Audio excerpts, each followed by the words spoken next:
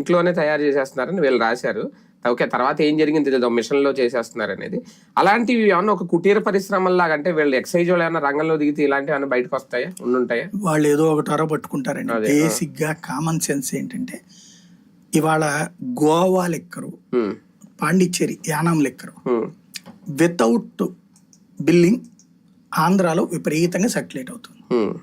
ఇప్పుడు మీరు ఇవి ఉంటాయి చూడండి, విజిలెన్స్ డిపార్ట్మెంట్ ఏం చేసింది బియ్యం గురించి, మన సివిల్ సప్లైస్ డిపార్ట్మెంట్ ఎతికింది కదా.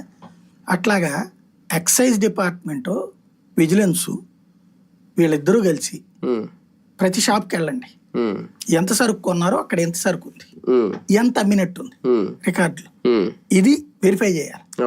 ఇంకోటి, ఇక పైన లిక్కర్ షాపులో బిల్లింగే జరగాలని పెట్టి రూలు, కంప్యూటర్ బిల్లింగ్ లేకుండా అమ్మితే ఊరుకోమని పెట్టు. నువ్వు ఏ పేరు ఫోన్ నెంబరు బిల్లు ఇది ఉండేటట్టు చూసుకో.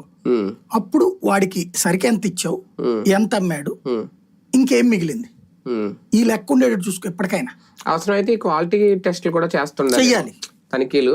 అంటే ఇది ఎంతవరకు క్వాలిటీ మద్యం లేదా నకిలీ మద్యం అనేది చెయ్యాలి. ఇంకోటి, ఇప్పుడు ఈ ఇష్యూ తర్వాత మేబీ నేను అనుకోవడం కార్పొరేట్ కంపెనీలు రంగంలోకి దిగిపోతాయి. బ్రాండెడ్లు వాళ్ళు ఏం చేస్తారంటే, ఇప్పుడు నిన్న దొరికిన ఏమేమైతే ఉన్నాయో ఆ కంపెనీల యాజమాన్యాలు వాళ్ళు కూడా నిఘా పెట్టుకోవాలి.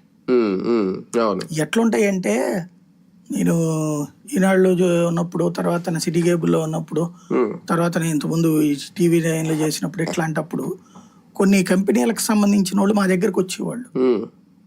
పోలీసుల దగ్గరికి వెళ్తారు, అక్కడ లోకల్ వాళ్ళతో కొలైడ్ అయిపోయేసి వీళ్ళ డూప్లికేట్లు తయారు చేస్తారు. జెండు బాంబు కంపెనీ వాళ్ళు, అమృతాంజన్ వాళ్ళు, అట్లాగే సోపులు కంపెనీలు వాళ్ళు, ఇట్లాంటి